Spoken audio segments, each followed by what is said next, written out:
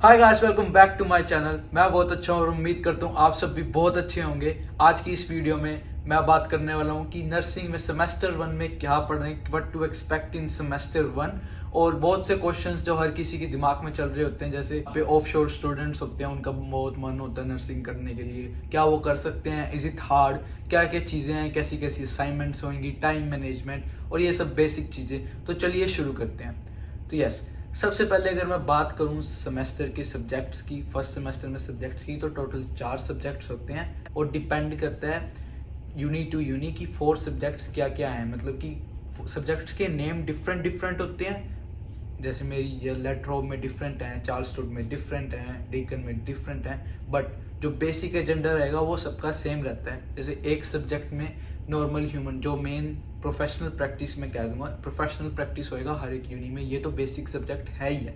इसमें क्या होता है कि नॉर्मली जो हमारा नर्सिंग का जो मेन सब्जेक्ट होता है, जिसके अंदर हमारे को बताया जाता है कि सारी स्किल्स सिखाते हैं, पेशेंट से बात कैसे करनी है, केयर कैसे करनी है, ये सब कुछ। जैसे फर्स्ट ईयर में तो सब बेसिक चीज़ें बताएंगे, नॉर्मल ह्यूमन बॉडी के बारे में बताएंगे, और वाइटल साइंस जैसे बेसिक स्किल्स, जैसे वाइटल साइंस जैसे टेम्परेचर चेक करना, उसके बाद blood pressure, heart rate, respiratory rate, ये सब चीज़ें।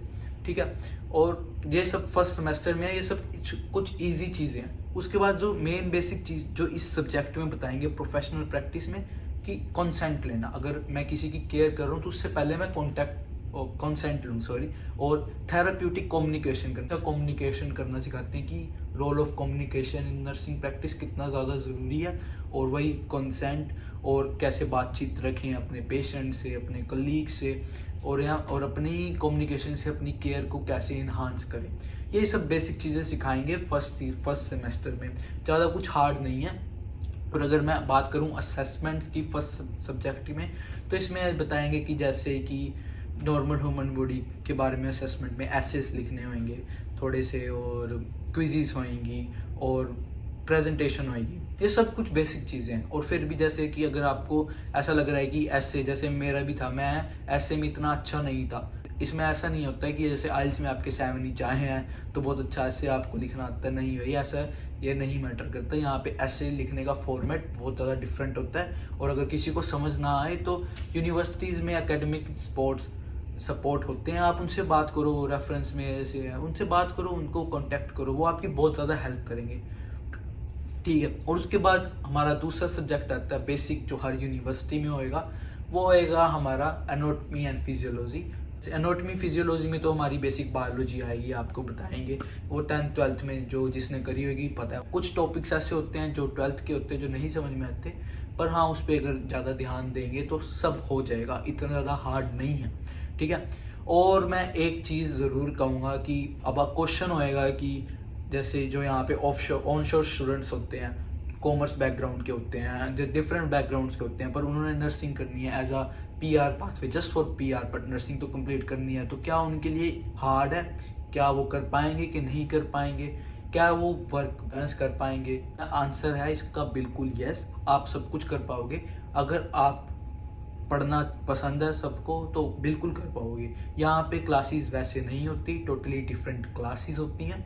ठीक है, जैसे अगर आपको सपोज करो कि कल ट्यूसडे है, अगर आपकी ट्यूसडे को क्लासेस हैं, तो आपका प्री वर्कशॉप मॉड्यूल आपके कंटेंट में होगा। जैसे लर्निंग मैनेजमेंट सिस्टम, LMS लेटरो, मेरे यूनिवर्सिटी का ये है। जैसे एक सॉफ्टवेयर है जिसके ऊपर मैं जाता हूँ, मेरा सब्जेक्ट पे जो जो मुझे पढ़ना है कल, मैं उसको पहले पढ़ लेता हूँ ताकि मेरे को दिमाग में रहे किस बारे में अगर वो बात कर रहे हैं तो मुझे दिमाग में आ जाता है, तो मुझे पता चल जाता है। तो ये सबके लिए है, कोई मर्जी, डजेंट मैटर आप किसी मर्जी बैकग्राउंड से हो। अगर आप एक दिन पहले पढ़ के जाओगे, सिर्फ 1 घंटा पढ़ना है, 1 घंटा मैं बहुत ज़्यादा बोल रहा हूँ, 40-45 मिनट्स में हो जाता है। ठीक है, आप 1 घंटा पढ़ो उसको, उसके बाद क्लास अटेंड करो और आधा घंटा आगे पढ़ लो, बहुत अच्छे से आपकी नर्सिंग हो जाएगी। हमारा थर्ड सब्जेक्ट जो आएगा बेसिक, हर किसी यूनिवर्सिटी में होगा, ऑस्ट्रेलियन सोसाइटी, यहाँ का हेल्थ केयर कैसे होता है। लगा लो कि जैसे यहाँ पे टोटली डिफरेंट स्ट्रक्चर है इंडिया के हिसाब से, USA के हिसाब से, टोटली डिफरेंट हेल्थ केयर है यहाँ पे। और क्या क्या यहाँ पे कैसी सोसाइटी है, और फर्स्ट नेशंस के बारे में, इंडिजिनियस पीपल के बारे में, है ना। तो इन सब के बारे में थर्ड सब्जेक्ट होगा, तो वो भी क्वाइट ईजी, थियोरटिकल होगा ज़्यादा, उसमें प्रैक्टिकल वगैरह कुछ भी नहीं होगा। ठीक है, उसमें भी सेम असेसमेंट तो सेम ही हो रहेंगी सब में, essays, presentations, quizzes, articles, same. उसके बाद हमारा फोर्थ सब्जेक्ट होएगा, काइंड ऑफ लगा लो बेसिक है पर ये वेरी करेगा फोर्थ सब्जेक्ट में। पर मेरी यूनिवर्सिटी में और मैंने 2-3 यूनिवर्सिटीज़ में और भी देखा है, सोशल और इंडिविजुअल डिटर्मिनेंट्स ऑफ हेल्थ। तो जैसे फर्स्ट सब्जेक्ट हमने देखा प्रोफेशनल प्रैक्टिस में, जिसके बारे में हमको बताते हैं कि नॉर्मल ह्यूमन बॉडी के बारे में कि उसके नॉर्मल फंक्शन कैसे करती है। सेम जो डिटर्मिनेंट्स ऑफ हेल्थ वाला सब्जेक्ट है कि हेल्थ हमारी किस किस चीज़ों से डिटरमाइन होती है, हमारा सोशल फैक्टर हो गया, हमारे लिविंग इन्वायरमेंट होगी, तो ये एक बेसिक सब्जेक्ट आएगा। ठीक है, फर्स्ट सेमेस्टर में ये है। और पूरा अगर मैं पूरे ईयर की बात करूँ तो पूरे ईयर में हमारे को सिर्फ नॉर्मल ह्यूमन बॉडी कैसे वर्क करती है, कैसे असेसमेंट्स वर्क करती हैं, इसके बारे में बताएंगे। ठीक है, और अब क्वेश्चन है जैसे यही है कि हर कोई कर सकता है, ये तो मैंने क्लियर कर ही दिया कि यस हर कोई कर सकता है, बट थोड़ा सा टाइम बिल्कुल लगाना पड़ेगा कि बिना टाइम मैनेजमेंट के कुछ भी नहीं होगा। अब यह है कि क्वेश्चन ये है कि मैंने देखा है मेरे दोस्त में से पूछते हैं कि असेसमेंट्स कैसे करते हैं, क्या करें असेसमेंट्स करने के लिए। तो उसके लिए मैं एक टिप ट्रिक दूंगा जो मैंने यूज़ करी थी। जैसे जब भी मेरा सेमेस्टर स्टार्ट होता है, मैं हर एक 4 सब्जेक्ट्स के साइड में लिख देता हूँ, कॉपी पेन पे लिख लेता हूँ, या वैसे यूनिवर्सिटी से एकेडमिक कैलेंडर मिलता है उसके ऊपर लिख लो 4 सब्जेक्ट्स की। जैसे जो असाइनमेंट्स की मेरी ड्यू डेट्स हैं उनको साइड में रख लो, और उसके बाद उसके हिसाब से 1-2 हफ्ता पहले मैं अपना काम स्टार्ट करने लग जाता था उन पर, ताकि ड्यू डेट से मेरे 2-3 दिन पहले मेरा हो सके। ठीक है, और बाकी ऐसे ही करना ज़रूरी है, क्योंकि अगर नहीं करोगे एंड मोमेंट पे छोड़ोगे बहुत ज़्यादा हैप्टी हो जाता है वो। एसेज लिखना इतना आसान नहीं है, मैं पहले कह रहा हूँ, ऐसे लिखना थोड़ा सा मुश्किल है हमको, जैसे मेरे को तो थोड़ा सा मुश्किल लगा था। और भी जैसे जो इंडियन वे ऑफ टीचिंग है और यहाँ पे आके इट्स टोटली डिफरेंट। यहाँ के लोगों को तो आदत होती है, वो स्कूल से ही पढ़े हुए आते हैं, जैसे वो अपने स्टार्टिंग से ही टैब आईपैड्स में पढ़ते हैं, लैपटॉप्स में पढ़ते हैं और उसमें ही ऐसे लिखते हैं। जैसे यहाँ पे डिफरेंट सब कुछ है, यहाँ पे रैशनल्स होते हैं, आपने कहाँ से पढ़ा, रेफरेंसेस करनी पड़ती हैं, किसके आइडिया है, सब कुछ होता है, हर एक चीज़ का ध्यान रखना पड़ता है। आपकी लैंग्वेज का ध्यान रखना पड़ेगा, फॉर्मल लैंग्वेज है और फर्स्ट पर्सन का नहीं यूज़ करना है, ऐसे इसमें ऐसी बहुत सी चीज़ें होती हैं।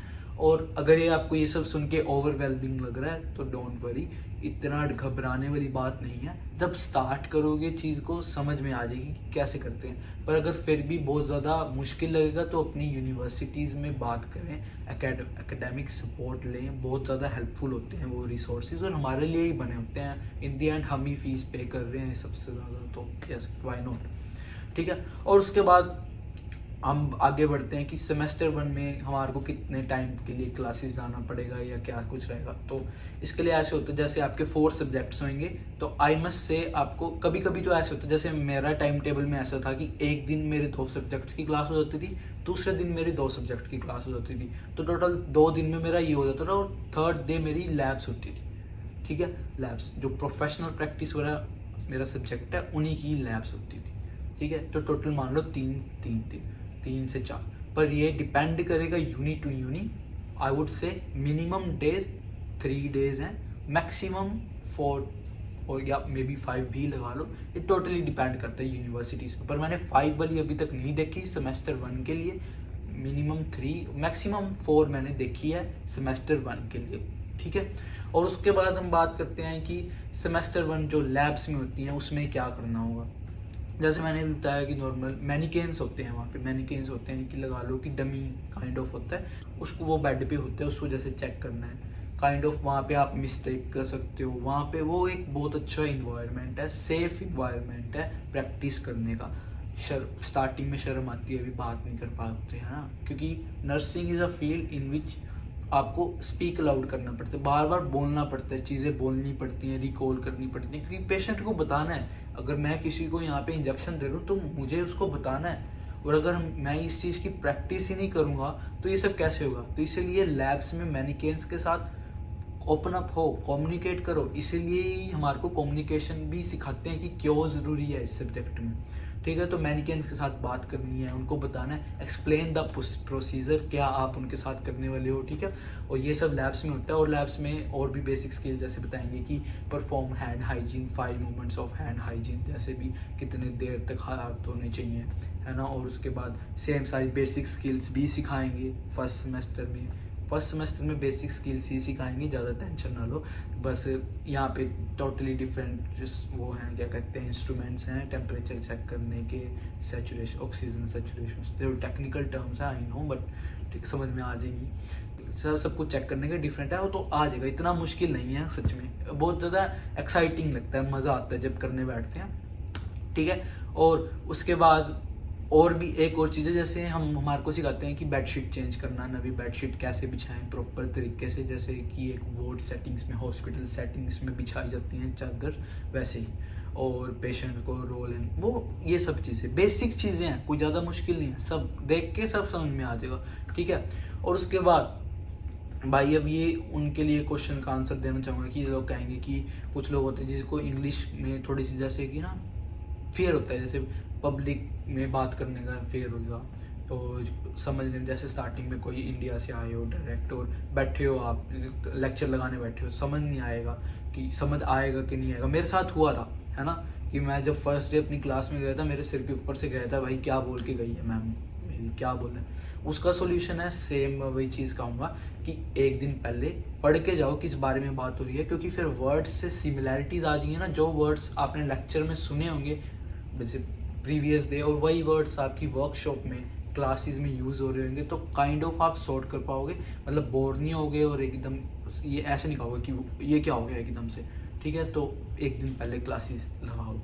और बाकी टाइम टू टाइम भाई सब चीज़ें हो जाती हैं। फर्स्ट ईयर में मैं भी 2 असाइनमेंट्स फेल करी हैं, कोई बात नहीं है ऐसी, मैंने भी 2 असाइनमेंट्स फेल करी हैं, बट अब सेकेंड ईयर में ठीक है 80% तक मैं पहुंचने वाला हूँ, मतलब कि लास्ट ईयर भी, लास्ट सेमेस्टर मेरी 76% आई थी, मुझे इतने ज़्यादा, पर मेरे लिए ठीक है यार, सेटिस्फाइंग है, जहाँ से मैंने स्टार्ट करा था और अब ठीक चल रहा है। और पासिंग रेट सिर्फ 50% होते हैं, और हाँ 51 52 भी ले लोगे तो पास हो जाओगे, नर्सिंग हो जाएगी अगर सिर्फ PR के लिए करनी है, बाकी तो अपनी श्रद्धा है भाई, कैसा किसने पढ़ना है, ठीक है।